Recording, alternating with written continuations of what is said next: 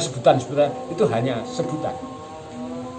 Tuhan itu bagi saya hanya sebuah sebutan yang tidak bisa dinalar, dipikir oleh manusia, karena itu memang misteri dimensi yang tidak terbaca. Artinya manusia tidak akan pernah tahu rupa dari sang penciptanya. Tahu, Tahu. karena bisa merasakan.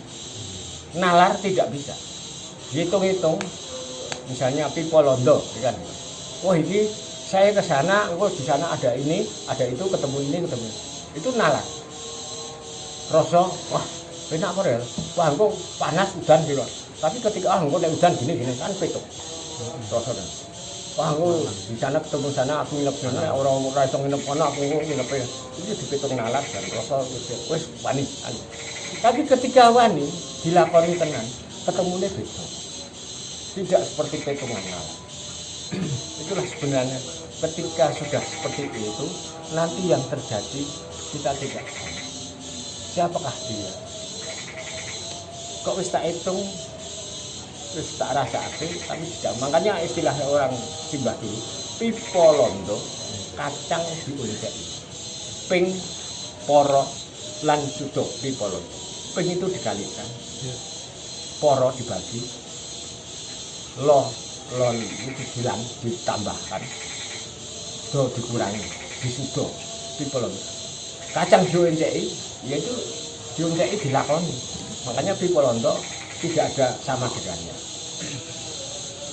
Jadi pertanyaannya tadi nyambung. Iya.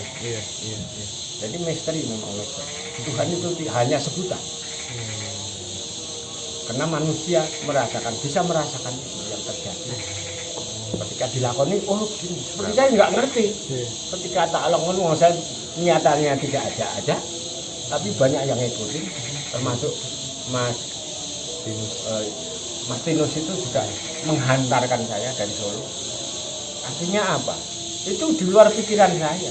Saya nggak ada aja, tapi dia frekuensinya nyambung, gelombangnya nyambung.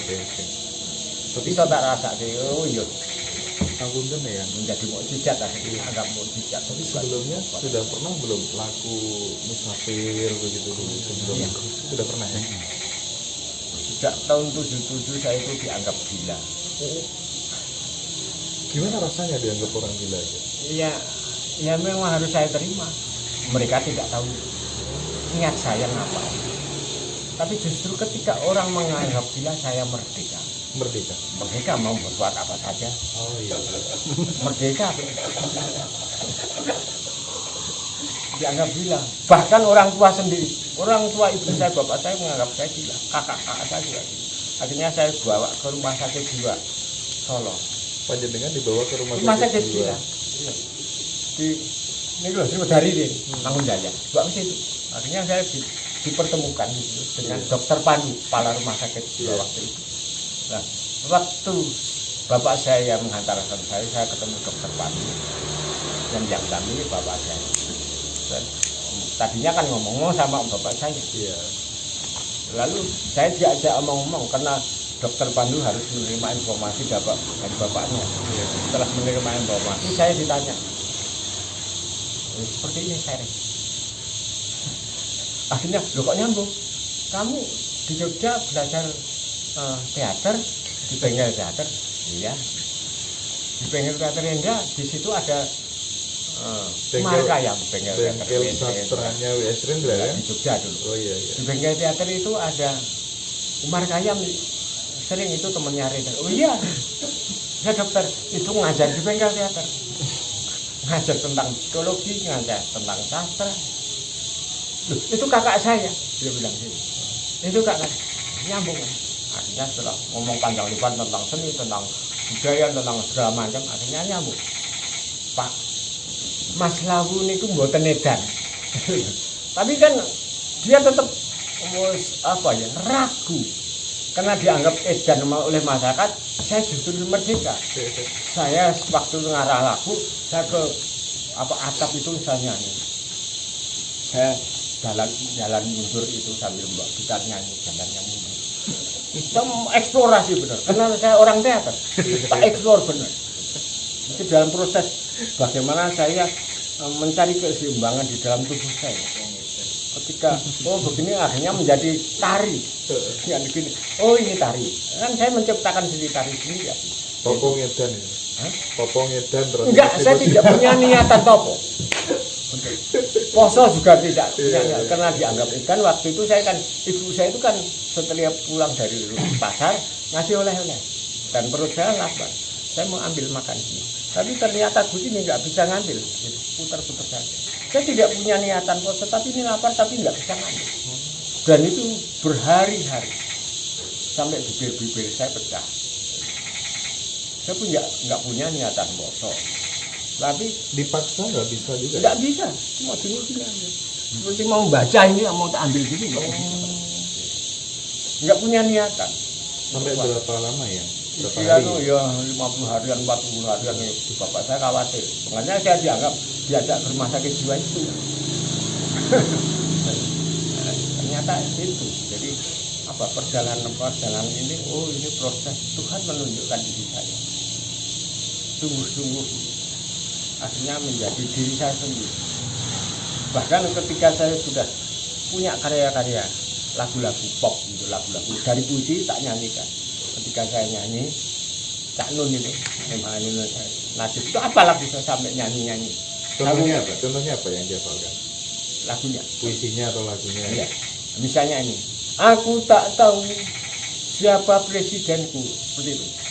Aku tak tahu di manakah negeriku, karena tempat berbeda tak kudapatkan rasa nyaman dan kedamaian.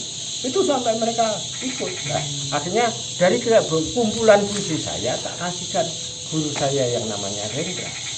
Oh, berarti dulu berguru langsung pada Rendra? Iya, saya ikut Bengkel Teater, ikut program-program mereka. Pernah nggak ketemu Umbulandu Paranggi gitu? Oh, itu kan bukan di Bengkel Teater. Oh iya. Dia di Malioboro. Iya di Malioboro ya. Orang Persis Lombok. Malioboro Ya. ya.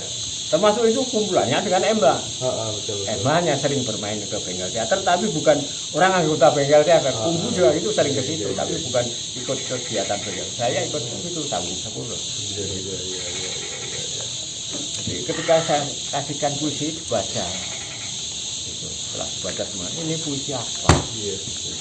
Sama Rendra? Iya, ini puisi apa? Dan, tak jelas karena ambil lagu. Ini lagu, jadi lagu. Coba nyanyi, saya nyanyikan. Nah, ketika mendengar nyanyian itu, Sawung Jabu kan juga akhirnya terpantik untuk ngikutin.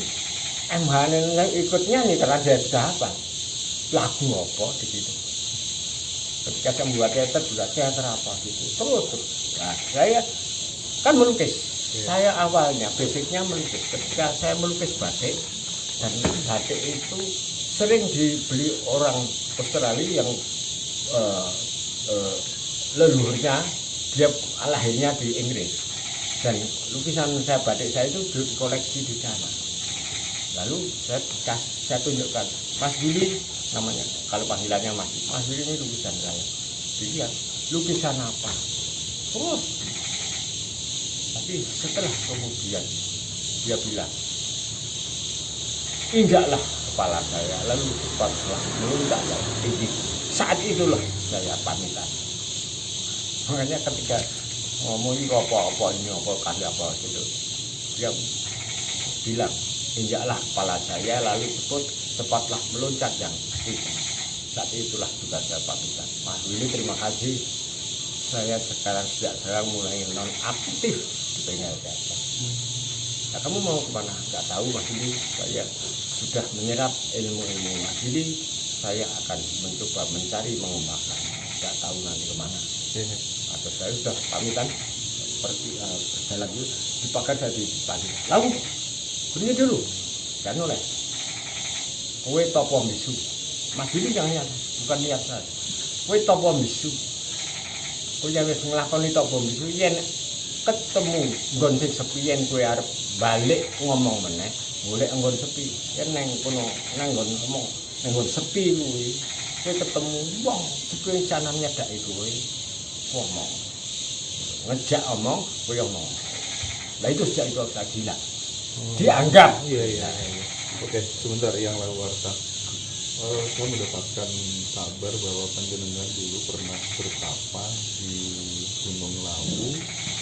Awalnya itu mohon maaf tunanetra, tapi akhirnya setelah proses pertapaan selesai itu kemudian panjenengan bisa melihat normal, betulkah ceritanya? Gimana itu ceritanya? Dulu ketika di bengkel teater kan normal saja. Di bengkel teater masih normal. Masih normal. Iya. Lalu dalam prosedur dianggap gila masih normal. Iya. Tapi puncaknya saya merasa damai ketika dianggap gila. Saya damai mau eksplor apa itu dan proses mencari jati diri saya. Siapakah saya, siapakah Tuhan, apakah alam ini. Saya akhirnya diciptakan. Dan saya tetap melakukan proses-proses ritual itu. Saya melakukan ritual tidak lalu di sekitar Gunung Lawu. Jadi memang saya proses di situ, saya sebenarnya sudah merasa nyaman. Ketika saya gelap, saya bisa mikir. Ketika saya di dalam gelap mata, buta, saya bisa bersastra. Saya bisa bereksplorasi dengan alam. Makanya waktu itu anak-anak saya mau saya diupayakan, dioperasi. Saya enggak mau. Ini sudah selesai. Saya sudah selesai dengan diri saya. Tuhan mau berkehendak apa, inilah yang harus saya terima. Inilah yang paling nyaman. Artinya apa? Saya nari mau ing pantun. Inilah memang Tuhan yang harus saya terima. Apapun yang terjadi, saya sudah nyaman. Saya bisa melukis, saya bisa bersastra. Tapi kan penglihatan sangat terganggu. Sudah buta, benar-benar buta. Tanpa melihat apa? Tanpa melihat. Dan saya nyaman. Sudah nyaman. Nggak perlu melihat dengan mata lagi, saya nggak apa-apa. Saya tetap bisa melukis. Saya bilang pada anak-anak saya. Pada saat melukis itu melihatnya pakai mata batin kelihatan apa? Ya kan kelihatan. Ini benda yang namanya pensil, ini benda yang namanya spidol kan kelihatan. Ini yang namanya kertas itu kan kelihatan. Ya udah saya melukis aja. Sesuai. Terus ini misalnya berwarna apapun saya nggak peduli itu warna merah atau biru atau apa. Ini jelas pastel beberapa itu macam-macam warnanya. Iya saya melukis juga. Nggak jadi. Makanya bahkan anak saya yang kecil itu Romo harus pameran. Oh, berarti lukisan waktu dalam kondisi buta itu masih ada ya sampai sekarang? Nggak tahu. Saya itu bahkan sastra ini hanya ini, yang lain itu kemana? Karena banyak teman-teman itu kan itu kan menarik ya. Kalau andai kata kemudian lukisannya masih ada dipakai pameran kan bagus tuh, lukisan si buta dari Gunung Lawu gitu. Mungkin anak saya betul, mungkin anak saya masih. Iya. Tapi kondisi buta itu lama nggak ya? Lama. Jenengan juga tetap tidak ada protes, hanya menerima saja ya? Iya, sudah memang itu bagian proses. Termasuk saya waktu itu nggak bisa jalan, karena tulang punggung saya itu sakit bergerak, tidur tengkurap sakit, miring sakit, terlentak sakit, tidur sakit, bahkan tertawa itu kan seneng ya, bahagia. Sakit pulang, wahing bersin itu sakit, batuk sakit. Yang menarik, bagaimana proses kembali bisa melihat itu? Saya juga nggak tahu, tapi saya melakukan karena saya sudah narimo Bang. Apapun ini adalah Tuhan. Tuhan menuntun apapun saya akan lakukan. Jadi saya waktu itu Tuhan ya, saya sebut Tuhan karena itu memang bahasa umum universal ya. Itu karena itu ada kekuatan di luar diri saya yang menunjukkan.